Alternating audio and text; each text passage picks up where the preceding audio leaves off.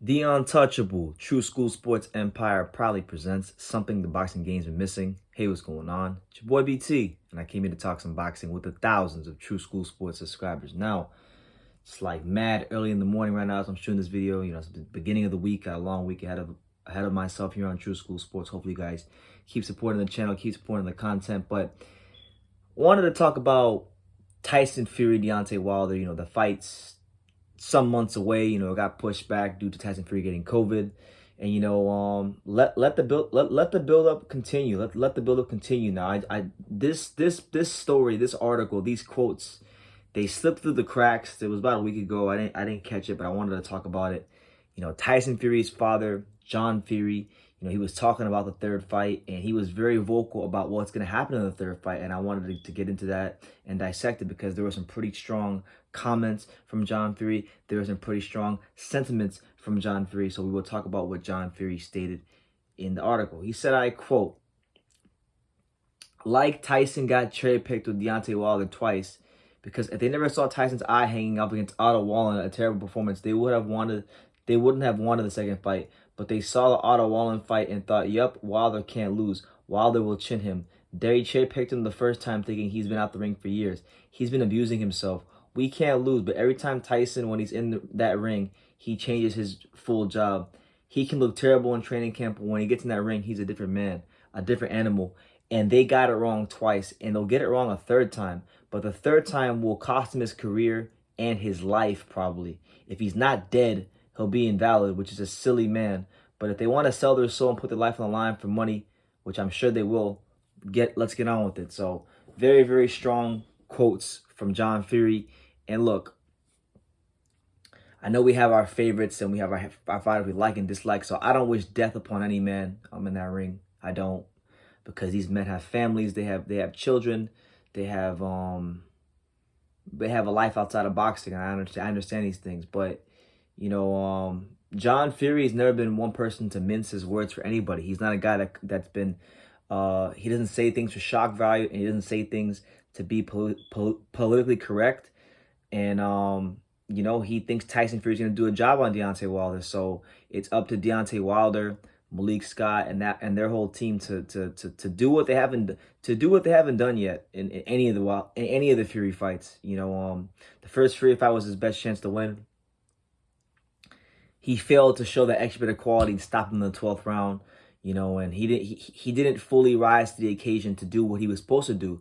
He was supposed to knock out Tyson Fury, and that was supposed to give him the leverage in the Anthony Joshua negotiations for their super fight, but it backfired, and here we are 3 years later, and they're in the third fight of a trilogy, you know. So it goes to show you, man, in boxing, things can change at the drop of a dime. You know, 1 minute Deontay Wilder is looking like the most invincible force in the heavyweight division to many people in boxing, and the next minute, you know, we're wondering if Deontay Wilder has it within him to even defeat a top tier heavyweight like Tyson Fury. Because let's face it, apart from Fury, the only guy Wilder ever beat that was worth anything on his resume, that was worth anything as an elite fighter, because I'm not going to disrespect the fighters, but I'm saying the only guy that was worth anything as a top heavyweight was Luis Ortiz, you know. So look, you know, I'm looking forward to this fight. I'm looking forward to seeing these adjustments that Wilder can make, because you know, he's looked great on the pads. He's looked great with Malik Scott. You know, there seems to be some adjustments they've made. There seems to be a little bit of fine tuning, but you know, it's all well and good. It's all well and good when you're on the pads, because you know, people always say pads don't hit back, the bags don't hit back, and it's very true. So the key for Wilder when they do fight the third time, it's not going to be just about landing the right hand, but it's more so about what does he do before the right hand to set it up. You know, can Malik Scott tweak things and tweak the formula for Wilder to where he's not just looking for the right hand, but he's rather setting it up, you know, creating new ways to get his punches off. Because look, we know Deontay Wilder, if he can land these punches, is as dangerous as any fighter on planet Earth. But the reality is his boxing skills have been so lacking and so far behind in the basics department for a long time that you know, yeah, he got away with it against, you know, subpar opposition or guys that are top 15 fighters, top 20 fighters, fighters that are less gifted than him. But once he stepped up to that elite level, when he started fighting the Luis Ortiz's and Tyson Fury's of the world, they got exposed. Okay, he was fortunate to get out of the first Ortiz fight with the W, you know, and then even the second fight he struggled, but he found a way to hit Luis Ortiz and clip him. Has happened with Fury, and truth be told, I think with the way Tyson Fury's training with Sugar Hill Stewart, you know, Sugar Hill Stewart, as I said many times, he's making Tyson Fury fight the way God designed him to fight. You know, being a 6'9", 260+ pound beast.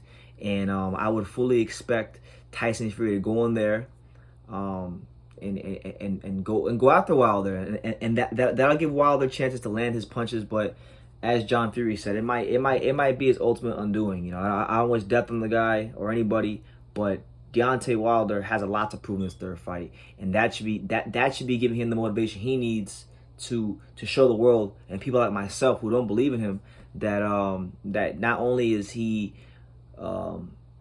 one of the baddest men on the planet, but he's a damn good heavyweight, and that he's definitely good enough to be the guy like Tyson Fury. Because, you know, you can have your opinions. I know a lot of the Wilder fans. The arguments are like, they say in the first fight Jack Reese counted too long, but he still had 2 minutes to finish him off, and he couldn't show that extra bit of qualities to do that when he had a dead man in front of him.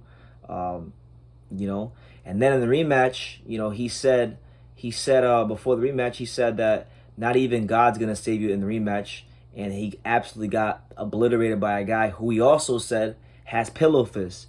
So there was that, and then there's been all the cheating allegations. There's been all these things about Fury, and he's blaming racism, and he's blaming all these other external factors that have nothing to do with why he lost.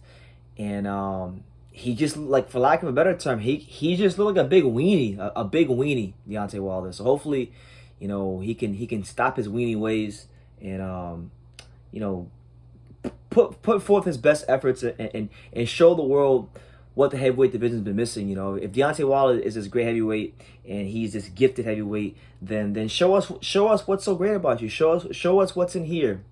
All right, show us what's in here, because boxing is not just about what's in here, but it's about what's in here. It's what's in here, and I have no doubt about it. Deontay Wilder is a very you can't question his toughness. He wouldn't have gotten as far as he's gotten in his life